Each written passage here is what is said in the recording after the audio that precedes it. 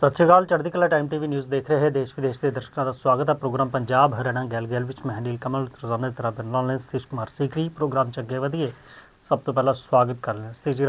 राम राम नील कमल और जी। सुनाओ की हाल चाल? हाँ नील कमल जी, मैं ठीक ठाक हूँ और एक आज दुख भरी खबर से हम शुरुआत करेंगे अपने इस शो की, क्योंकि पंजाब में जो फिल्मी जगत है उसकी एक बहुत बड़ी हस्ती जो है आज हमारे बीच में नहीं रही।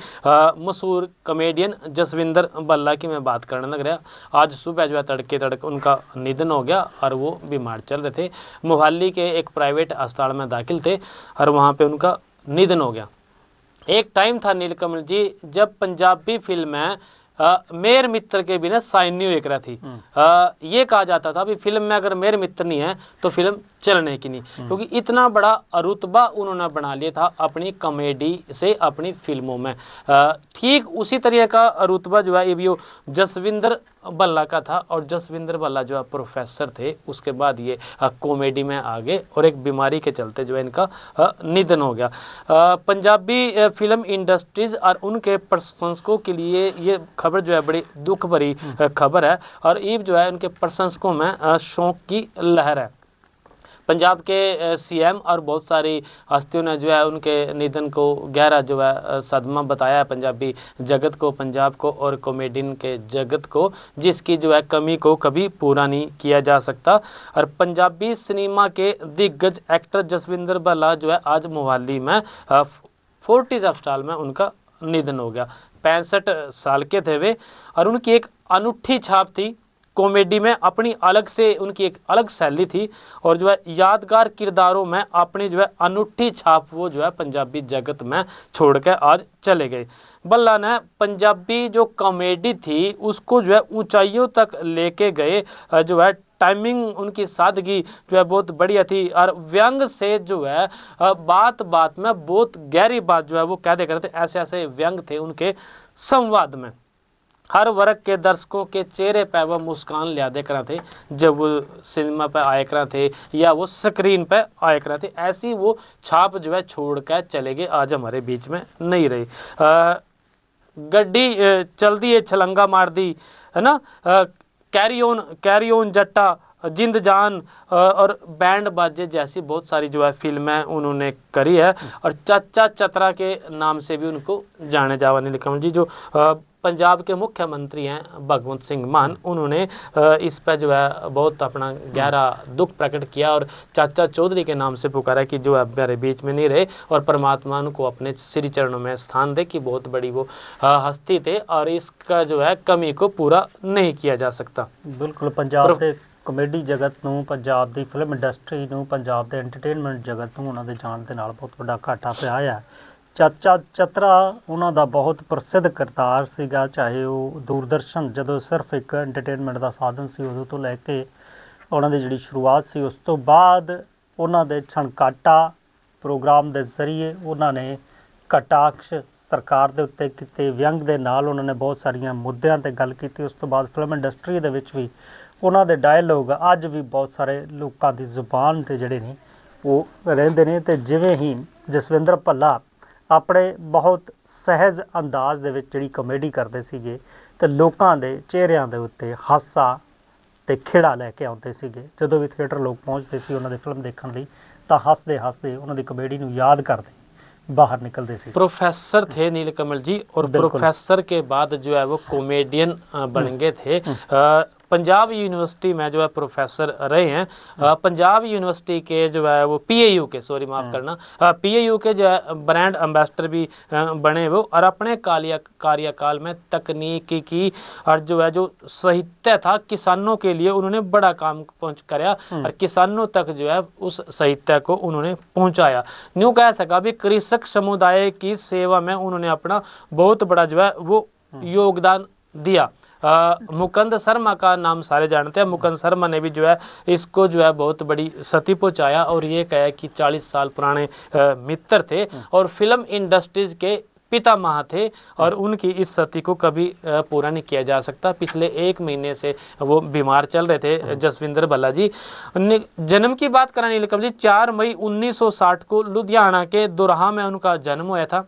उसके बाद वो प्रोफेसर रहे और 88 में, जैसे कि आपने बात करी बिछन कटा 88 में के कॉमेडियन रूप से कैरियर की उन्होंने अपनी शुरुआत करी थी। और फिल्मों में दुल्ला भट्टी से वो एक्टर बने। दुल्ला भट्टी वाला बड़ा ही प्रसिद्ध ये फिल्म है और जो है मेरे ख्याल में लोहड़ी पे ये गाया भी जाता है। तो उससे जो है इन्होंने अपनी फिल्मों की शुरुआत करी। शानदार कॉमेडी से जो है लोगों का वो दिल जीत लिया करा थे। और 23 अगस्त को दोपहर 1 बजे यानी कि कल है उनका जो है अंतिम संस्कार है वो मोहाली के बिलोंगी में हाँ ਬਲੌਂਗੀ ਦੇ ਸ਼ਮਸ਼ਾਨ ਘਾਟ में जी ਜਿਹੜਾ ਹੈ ਉਹ ਕੀਤਾ ਜਾਵੇਗਾ। ਤੇ ਫਿਲਮ ਜਗਤ ਦੀਆਂ ਐਂਟਰਟੇਨਮੈਂਟ ਜਗਤ ਦੀਆਂ ਬਹੁਤ ਸਾਰੀਆਂ ਹਸਤੀਆਂ ਨੇ आज देहांत ਦੇ ਉੱਤੇ ਜਿਹੜਾ ਹੈ ਉਹ ਦੁੱਖ ਦਾ ਪ੍ਰਗਟਾਵਾ ਕੀਤਾ। वैसे नीलकमल जी आज सुबह अर्ली मॉर्निंग वो पूरे हो गए थे, लेकिन उनकी बेटी जो है बाहर है, यूरोप है, और जब तक वो यहाँ से पहुंचेगी तो इसलिए संस्कार जो है कल का रखा गया है। और जो है बहुत सारे लोगों के जो है आने की उसमें संभावना है जी। बिल्कुल संभावना हैगी है। PIA ਦੀ ਗੱਲ ਕੀਤੀ, ਬਾਲ ਮੁਕੰਦ ਸ਼ਰਮਾ ਹੋਰਾਂ ਦੀ ਗੱਲ ਕੀਤੀ, ਅੱਜ ਕੱਲ੍ਹ ਮਾਰਕਫੈਡ ਦੇ ਵਿੱਚ ਨੇ ਤਾਂ ਉਹਨਾਂ ਦਾ ਬਹੁਤ ਪੁਰਾਣਾ ਸਾਥ ਰਿਹਾ ਹੈ। ਛਣਕਾਟਾ ਦੇ ਵਿੱਚ ਹਰ ਦੇ ਵਿੱਚ ਉਹ ਉਹਨਾਂ ਦੇ ਨਾਲ ਜਿਹੜੇ ਨੇ ਉਹ ਨਜ਼ਰ ਆਉਂਦੇ ਰਹੇ ਨੇ। ਤਾਂ ਉਹਨਾਂ ਨੇ ਇਸ ਨੂੰ ਜਿਹੜਾ ਹੈਗਾ ਬਹੁਤ ਵੱਡਾ ਘਾਟਾ ਦੱਸਿਆ, ਕਿਉਂਕਿ ਚਾਚਾ ਭਤੀਜਾ ਦੀ ਇਸ ਜੋੜੀ ਨੇ ਬਹੁਤ ਜਿਹੜੇ ਨੇ ਉਹ ਰਸਤੇ ਵਿਖਾਏ ਆਪਣੇ ਵਿਅੰਗ ਦੇ ਜ਼ਰੀਏ, ਚਾਹੇ ਉਹ ਸਰਕਾਰ ਦਾ ਹੋਵੇ ਚਾਹੇ ਸਮਾਜ ਦਾ ਹੋਵੇ। बहुत सारे मुद्दे जड़े ने उजागर की। पुलिस की भी बड़ी भूमिका निभाया करना था ये, बड़े कटाक्ष करे उन्होंने जी। बिल्कुल बिल्कुल बहुत कटाक्ष कर रहे थे, पर अज उन्हों का जोड़ा देहांत हो गया। वो इस संसार नूं अलविदा आख गए ने, पर उन्हों की कॉमेडी, उन्हों दी फिल्मां, उन्हों के बोल, उन्हों के डायलॉग अज भी जहन दे विच चेते रहनगे। परम पिता परमात्मा से अरदास करते हैं कि उनको अपने श्री चरणों में स्थान दे, परिवार को दुख सहन करने की शक्ति प्रदान करे। बिल्कुल चढ़ती कला टाइम TV ते साडे पूरे परिवार दे वल्लों भी उन्हां नूं निੱਘੀ श्रद्धांजलि है। ਤਾਂ ਇਸ ਤੋਂ ਬਾਅਦ ਜੇ ਰਾਜਨੀਤਿਕ ਖਬਰਾਂ ਦੇ ਵੱਲ ਆਪਾਂ ਰੁਕ ਕਰੀਏ ਤਾਂ ਸਮਾਜਿਕ ਤੌਰ ਤੇ ਇੱਕ ਹੋਰ ਜੇ ਮੈਂ ਖਬਰ ਦਾ ਜ਼ਿਕਰ ਕਰਨਾ ਚਾਹਾਂ ਤਾਂ ਸਤੀਸ਼ ਜੀ, ਕਾਗਜ਼ਾਂ ਦੀ ਜੇ ਆਪਾਂ ਗੱਲ ਕਰੀਏ, ਕਾਗਜ਼ਾਂ ਦੇ ਵਿੱਚ ਬਹੁਤ ਸਾਰੀਆਂ ਚੀਜ਼ਾਂ ਜਿਹੜੀਆਂ ਨੇ ਉਹ ਹੁੰਦੀਆਂ ਨੇ। ਇੱਕ ਚਲਾ ਮੁਸੱਦੀ ਆਫਿਸ ਫਿਲਮ ਦਾ ਨਾਟਕ ਦਾ ਆਪਾਂ ਜ਼ਿਕਰ ਕਰਦੇ ਹਾਂ ਕਿ ਇੱਕ ਬੰਦਾ ਜਿਹੜਾ ਕਿ ਜਿਉਂਦਾ ਹੁੰਦਾ ਤੇ ਉਹ ਪੈਨਸ਼ਨ ਲੈਣ ਦੇ ਲਈ ਦਰ ਦੀਆਂ ਠੋਕਰਾਂ ਉਹਨੂੰ ਖਾਣੀਆਂ ਪੈਂਦੀਆਂ, ਕਿਉਂਕਿ ਕਾਗਜ਼ਾਂ 'ਚ ਉਹਨੂੰ ਖੁਦ ਨੂੰ ਜਿਹੜਾ ਹੈਗਾ ਜਿਉਂਦਾ ਸਾਬਿਤ ਕਰਨਾ ਪੈਂਦਾ। ਪਰ ਹਰਿਆਣਾ ਦੇ ਪਲਵਲ 'ਚ ਇੱਕ ਅਜਿਹਾ ਮਾਮਲਾ ਆਇਆ ਹੈ ਕਿ ਰਾਸ਼ਨ ਲੈਣ ਜਦੋਂ ਵਿਅਕਤੀ ਡੀਪੂ ਦੇ ਉੱਤੇ ਪਹੁੰਚਦਾ ਤਾਂ ਉਸ ਨੂੰ ਇਹ ਕਿਹਾ ਜਾਂਦਾ ਹੈ ਕਿ ਕਾਗਜ਼ਾਂ ਵਿੱਚ ਤਾਂ ਤੇਰੀ ਬਈ ਮੌਤ ਹੋ ਚੁੱਕੀ ਹੈ। ਕਹਿੰਦੇ ਕਿ 2 ਵਾਰ ਜਿੰਦਾ ਬਜ਼ੁਰਗ ਨੂੰ ਜਿਹੜਾ ਉਹ ਮ੍ਰਿਤ ਦਿਖਾ ਦਿੱਤਾ ਗਿਆ।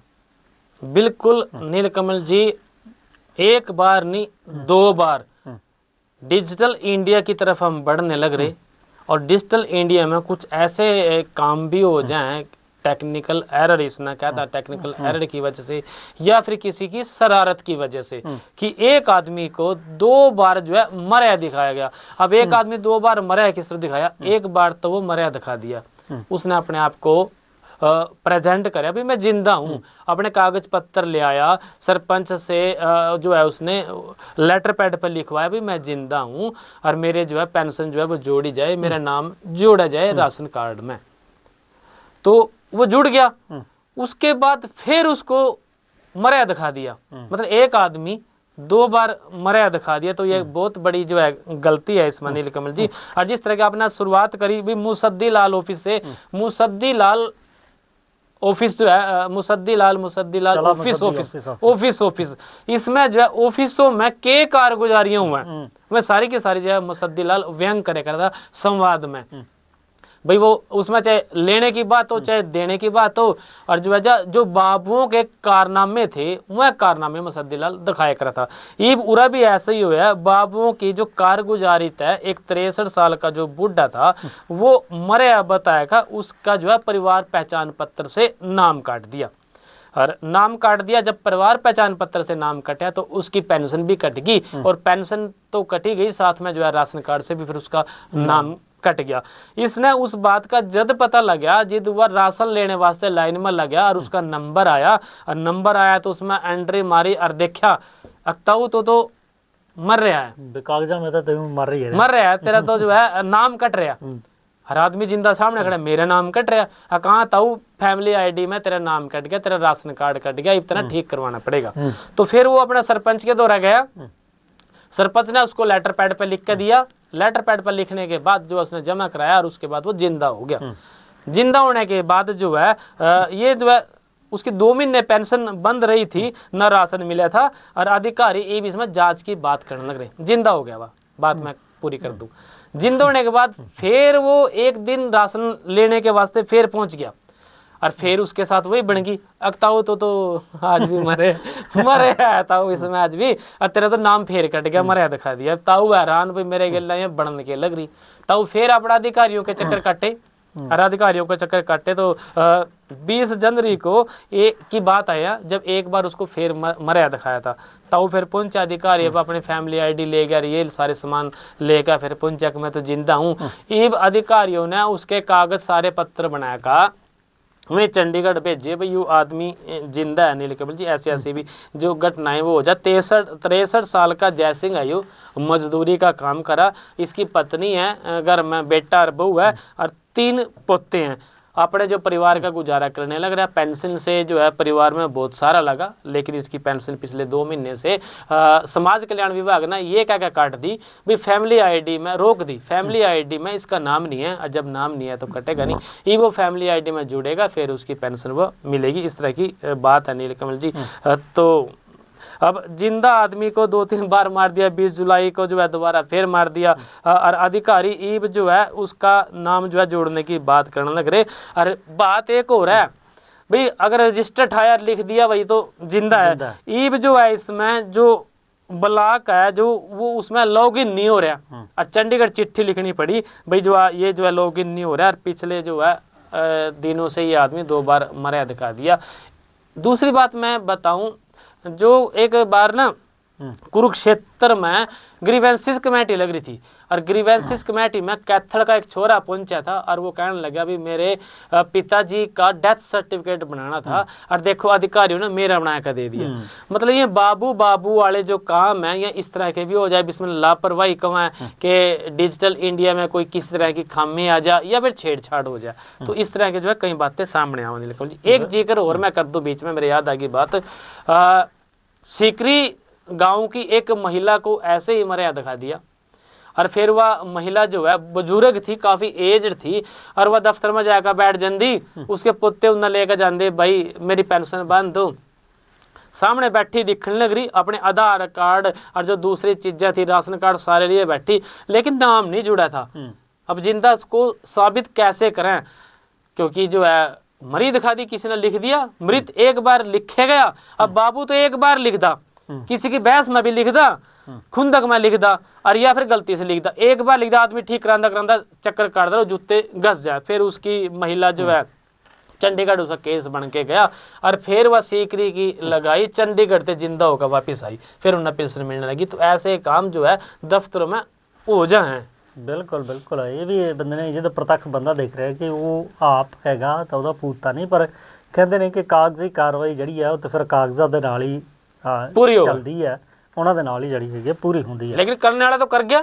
ਬਿਲਕੁਲ, ਉਸਕਾ ਕੀ ਇੱਕ ਵਾਰੀ ਗਲਤੀ ਜਿਹੜੀ ਹੋਈ ਹੈ ਉਹਦੇ ਲਈ ਫਿਰ ਜਿਹੜੀ ਹੈ ਘੁੰਮਣ ਘੇਰੀ ਉਹ ਚੱਕਰ ਜਿਹੜੇ ਨੇ ਉਹ ਜ਼ਰੂਰ ਕੱਟਣੇ ਪੈਂਦੇ ਨੇ। ਕਾਨੂੰਨ ਵਿਵਸਥਾ ਦੇ ਵੱਲ ਆਈਏ ਤਾਂ ਸਤੀਜੀ ਜਿਹੜੀ ਗੱਲ ਪੰਜਾ ਵਿਧਾਨ ਸਭਾ ਦਾ ਸੈਸ਼ਨ ਵੀ ਜਿਹੜਾ ਆ ਸ਼ੁਰੂ ਹੋ ਗਿਆ, ਤਾਂ ਕਾਨੂੰਨ ਵਿਵਸਥਾ ਨੂੰ ਲੈ ਕੇ ਵੀ ਬੜੇ ਸਵਾਲ ਉੱਠਦੇ ਨੇ। ਪਰ ਗੱਲ ਆਪਾਂ ਕਰ ਲਈਏ ਐਲਵਿਸ਼ ਯਾਦਵ ਦੀ, ਉਹਦੇ ਘਰ ਦੇ ਉੱਤੇ ਜਿਹੜੀ ਫਾਇਰਿੰਗ ਬੀਤੇ ਦਿਨ ਹੋਈ ਸੀ, ਉਸ ਦੇ ਜਿਹੜੇ ਆ ਦੋਸ਼ੀ ਜਾਂ ਕਈ ਆਰੋਪੀ ਜਿਹੜੇ ਉਹ ਫੜ ਲਿਆ ਗਿਆ, ਤੇ ਉਹਦੇ ਐਨਕਾਊਂਟਰ ਦੀ ਵੀ ਜਿਹੜੀ ਹੈਗੀ ਆ ਗੱਲ ਇੱਕ ਸਾਹਮਣੇ ਆ ਰਹੀ ਹੈ। ਤਾਂ ਕਿਵੇਂ ਵੇਖਦੇ ਹੋ ਕਿ ਯੂਟਿਊਬਰ ਦੇ ਘਰ ਦੇ ਵਿੱਚ ਤੇ ਫਾਇਰਿੰਗ ਹੁੰਦੀ ਹੈ, ਫਿਰ ਬਾਅਦ ਦੇ ਵਿੱਚ ਕਾਰਵਾਈ ਹੁੰਦੀ ਹੈ, ਤਾਂ ਹੁਣ ਫਾਈਨਲੀ ਜਿਹੜੇ ਨੇ आरोपी वो फड़े गए ने। बिल्कुल नीलकमल जी, हरियाणा के गुरुग्राम में जो यूट्यूबर हैं बिग बॉस और OTT के जो विनर है एल्विस यादव, उसकी यह बात है पिछले कुछ दिन पहले उनके घर पे जो फायरिंग हुई थी और किसी ने जो है लगभग 24 राउंड फायर कर दिए थे। 24 राउंड फायर करने वालों को पुलिस जो है अपनी तफ्तीश करने लग रही थी, पकड़ने के फिराक में थी, और पुलिस ने ईब जो है उसको आज काबू कर लिया। फरीदाबाद में वो छिपे आया था और क्राइम ब्रांच आड़े जब उसने पकड़ने वास्ते गए तो उसने जो है नू बतावा भी पुलिस पे गोलियां चला दी। गोलियां चला दी, तो पुलिस ने भी फिर जवाबी कार्रवाई में गोली चलाई और उसके पैर पे जो है गोली लगी, फिर उसको पकड़ कर जो है अब अस्पताल में भर्ती करा दिया। मुठभेड़ जो है शुक्रवार यानी कि आज जो है सुबह सुबह ग्रेटर फरीदाबाद में तिगांव रोड पे हुई और जो है लगभग जो है जो एलिस के घर पे 17/8 की बात है, 17 अगस्त की, वो पे 24 राउंड गोलियां इन्होंने चलाई थी और वह जो है उस टाइम घर पे थे नहीं। सीसीटीवी में ही सारा का सारा मामला सामने आ गया था। 2 जो युवक थे वो गोलियां चलाने उसमें नजर आ रहे थे और जो बाऊ गैंग है उसने जो है सोशल मीडिया पर पोस्ट डालकर जिम्मेवारी ली थी कि जो भी कोई प्रमोशन करेगा सट्टे वालों की या सट्टे वालों को भी सावधान होने का उन्होंने इसमें इशारा करा था भी जो सट्टे वाले भी सावधान रहे, जो इस तरह के काम करेंगे उन पर जो है हमारी गोली और फोन कभी भी आ सका। फिलहाल जो है इस लड़के को जो है पुलिस ने नीलकमल जी पकड़ लिया, अब ये अस्पताल में भर्ती है जी। बिल्कुल हस्पताल ਦੇ ਵਿੱਚ ਇਸ ਵੇਲੇ ਭਰਤੀ ਗਿਆ। ਪਰ ਇੱਕ ਹੋਰ ਖਬਰ ਦਾ ਜ਼ਿਕਰ ਕਰ ਰਹੀ ਹੈ, ਬੜੀ ਅਹਿਮ ਖਬਰ ਹੈ ਕਿ ਹਰਿਆਣਾ ਦੇ ਵਿੱਚ ਜਿਹੜਾ ਬੱਸ ਦਾ ਕਿਰਾਇਆ ਉਹ ਵੱਧ ਗਿਆ। 10 ਰੁਪਏ ਤੋਂ ਲੈ ਕੇ 45 ਰੁਪਏ ਤੱਕ ਦਾ ਇਹ ਕਿਰਾਇਆ ਜਿਹੜਾ ਹੈ ਉਹ ਵਧਾਇਆ ਗਿਆ। ਹਾਲਾਂਕਿ ਜੇ ਮੈਂ ਗੱਲ ਕਰਾਂ ਕਿ ਇਹਦਾ ਅਸਰ ਹਰਿਆਣੇ 'ਚ ਨਹੀਂ ਪਏਗਾ, ਪਰ ਹਰਿਆਣਾ ਤੋਂ ਜਦੋਂ ਰਾਜਸਥਾਨ ਜਿਹੜੀ ਬੱਸ ਜਾਵੇਗੀ ਉਹਦੇ ਤੇ ਇਹਦਾ ਜਿਹੜਾ ਆ ਹਰਿਆਣਾ ਵਾਲਿਆਂ ਕੋਲ ਰਾਹਤ ਹੈ। ਹਰਿਆਣਾ ਵਾਲਿਆਂ ਨੂੰ ਹਰਿਆਣਾ ਦੇ ਵਿੱਚ ਜਿਹੜੇ ਸਫ਼ਰ ਕਰ ਰਹੇ ਨੇ ਉਹਨਾਂ ਦੇ ਲਈ ਰਾਹਤ ਹੈ, ਪਰ ਜਿਵੇਂ ਜੇ ਉਹ ਹਰਿਆਣਾ ਤੋਂ ਰਾਜਸਥਾਨ ਦਾ ਸਫ਼ਰ ਕਰਦੇ ਨੇ ਤਾਂ ਫਿਰ ਉਹਨਾਂ ਨੂੰ ਜਿਹੜੇ ਨੇ ਇਹ ਮਹਿੰਗਾ ਕਿਰਾਇਆ वो देना पड़ेगा। मतलब यूँ कह सका भी हरियाणा के यात्रियों को राजस्थान का सफर करने के लिए अब अपनी जेब जो है वो ढीली करनी पड़ेगी। बिल्कुल जेब जड़ी है वो ढीली करनी पड़ेगी जी। इसकी जो वजह है वो राजस्थान परिवहन निगम की ओर से किराए में 10% ज्यादा की बढ़ोतरी करी गई। नीलकंठ राजस्थान परिवहन की ओर से जी। और इसमें जो है सभी प्रमुख बस कैटेगरी है जैसे कि साधारण हो, एक्सप्रेस हो और सेमी डिलक्स हो और डिलक्स सेमी लग्जरी बसों में प्रति किलोमीटर की दर जो है वो लागू करेगी है। और अब ऐसा होने के बाद जो रोजाना जो है प्रदेश से राजस्थान जाने वाले हजारों जो लोग हैं उनको झटका लग गया, उन पर जो है इस बात का असर पड़ेगा।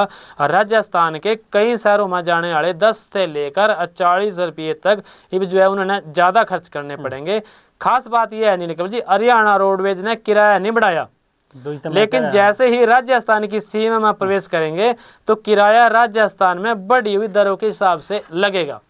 अब भाई बैठ के चले गया हरियाणा से राजस्थान की उसमें जान दी किराया राजस्थान वाले हिसाब से लगेगा, यह इसमें बात थी क्लियर करने की। बिल्कुल बिल्कुल जो राजस्थान के बॉर्डर ते तुसी लंघोगे तो फिर वो किराया जिहड़ा हैगा ਉਹ ਰਾਜਸਥਾਨ ਦੀਆਂ ਵਧੀਆਂ ਦਰਾਂ ਦੇ ਅਨੁਸਾਰ ਜਿਹੜਾ ਆ ਉਹ ਦੇਣਾ ਪਵੇਗਾ। ਬਿਲਕੁਲ ਨੀਲਕਮਲ ਜੀ।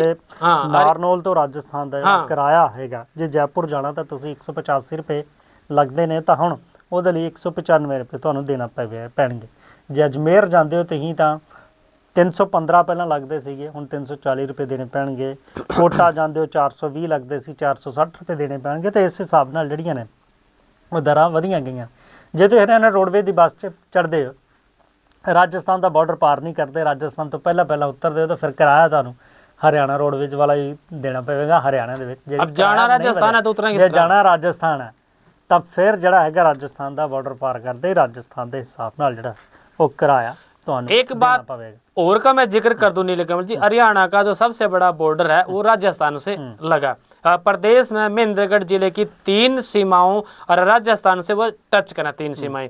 इसके अलावा भिवानी, हिसार, सिरसा, रेवाड़ी, नूह, पलवल और गुरुग्राम की सीमा भी जो है वो राजस्थान से लगा। इसलिए रोजाना हजारों की संख्या में जो लोग हैं वो अपने कामकाज के लिए, रिश्ते नातों के लिए, दूसरी बातों के लिए जो है राजस्थान में जावा हैं। लेकिन अगर हरियाणा में रहेंगे आपने कहा तो किराया लगता नहीं, राजस्थान में जाएंगे तो उससे आगे का किराया बढ़ कर देना पड़ेगा जी।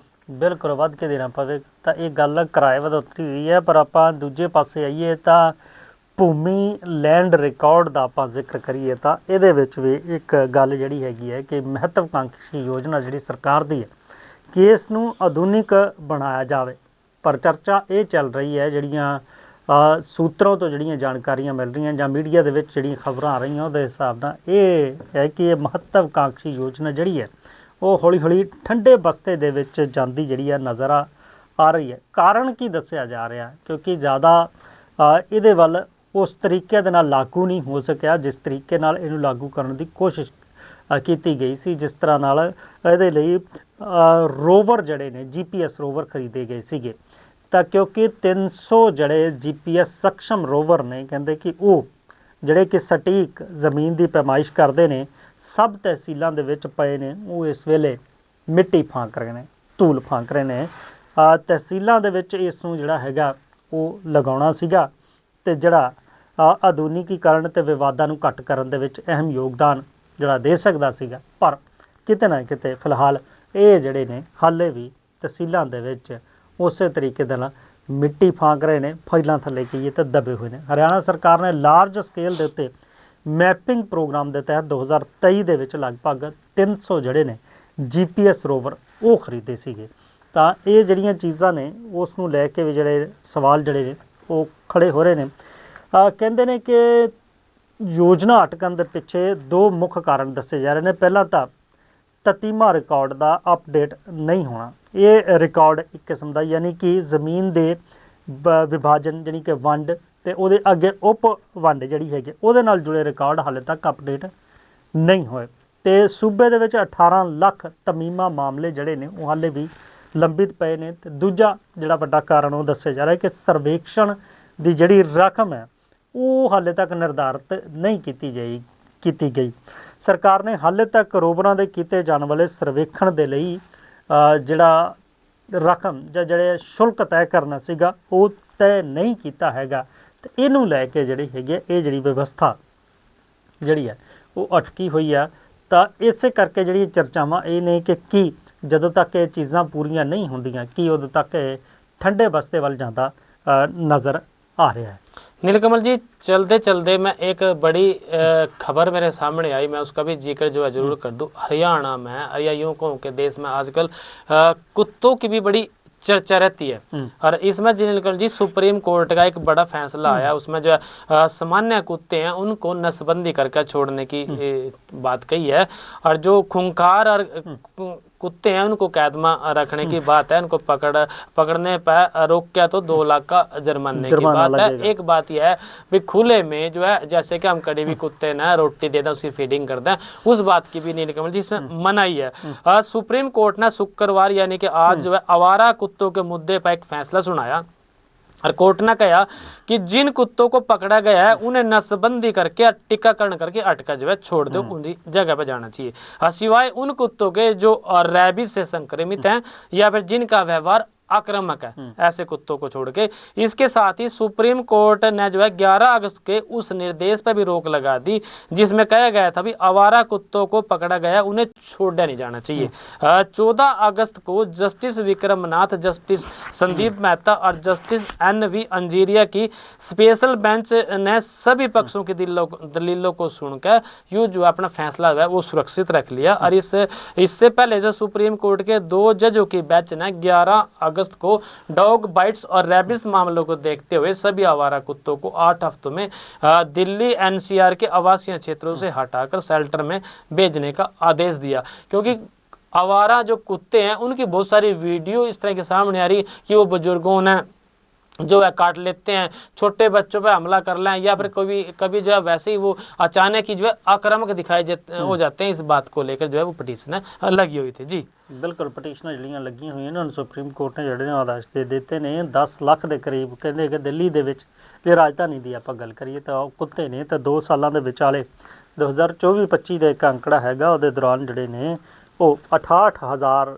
ਜਿਹੜੇ ਨੇ ਕੁੱਤਿਆਂ ਤੋਂ ਵੱਢਣ ਦੇ ਜਿਹੜੇ ਕੇਸ ਨੇ ਉਹ ਸਾਹਮਣੇ ਨੇ। ਮਹਾਰਾਸ਼ਟਰ ਵਿੱਚ ਡੌਗ ਬਾਈਟਿੰਗ ਦੇ ਸਭ ਤੋਂ ਵੱਧ ਕੇਸ ਆਏ ਨੇ ਤਾਂ ਸੁਪਰੀਮ ਕੋਰਟ ਤੱਕ ਮਾਮਲਾ ਪਹੁੰਚਿਆ ਤਾਂ ਹੁਣ ਇਹ ਆदेश ਜਿਹੜੇ ਨੇ वो हुण दिते गए हैं। नेशनल लेवल पर एक नीति बनाने की बात भी कही गई है। इसमें जस्टिस विक्रमनाथ ने कहा है कि इसके लिए नेशनल लेवल की एक नीति बनाई जानी चाहिए जिसमें जो है राज्य और केंद्र शासित प्रदेशों को इसका पक्षधर बनाया गया है। देश के बाकी हाई कोर्ट में जहां भी मामले लंबित है उन्हें सुप्रीम कोर्ट ट्रांसफर किया जाए, और अगली सुनवाई जो है 8 हफ्ते बाद यानी कि अक्टूबर 2025 में होएगी। ਬਿਲਕੁਲ, ਅਕਤੂਬਰ ਦੇ ਵਿੱਚ ਸੁਣਵਾਈ ਵੀ ਹੋਵੇਗੀ। ਪਰ ਜਿੱਥੇ ਤੱਕ ਫੀਡਿੰਗ ਦਾ ਮਾਮਲਾ ਹੈਗਾ ਕਿ ਇਹ ਖੁੱਲ੍ਹੇ ਦੇ ਵਿੱਚ ਉਹਨਾਂ ਨੂੰ ਫੀਡ ਨਹੀਂ ਕੀਤਾ ਜਾਣਾ, ਪਰ ਫਿਰ ਇਹ ਹੈ ਵੀ ਜੇ ਨਸਬੰਦੀ ਕਰਕੇ ਉਹਨਾਂ ਨੂੰ ਛੱਡਿਆ ਜਾਂਦਾ ਜਾਂ ਜਿਹੜੇ ਘਰ ਉਹਨਾਂ ਨੂੰ ਫੀਡ ਦਿੰਦੇ ਨੇ ਉਹਨਾਂ ਦੀ फीड का प्रबंध की किया जाए? स्पेशल स्पेशल जो है उसके लिए जगह निर्धारित की जाएगी, स्पेशल फीडिंग सेंटर होंगे, वहाँ पे जो है उनकी फीडिंग होएगी। बिल्कुल बिल्कुल, ये ਜਿਹੜੀਆਂ ਨੇ ਵਿਵਸਥਾਵਾਂ ਇਹ ਕਰਨੀਆਂ ਵੀ ਬਹੁਤ ਸਾਰੀ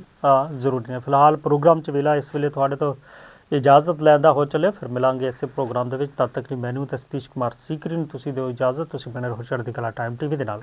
ਧੰਨਵਾਦ। राम राम जी।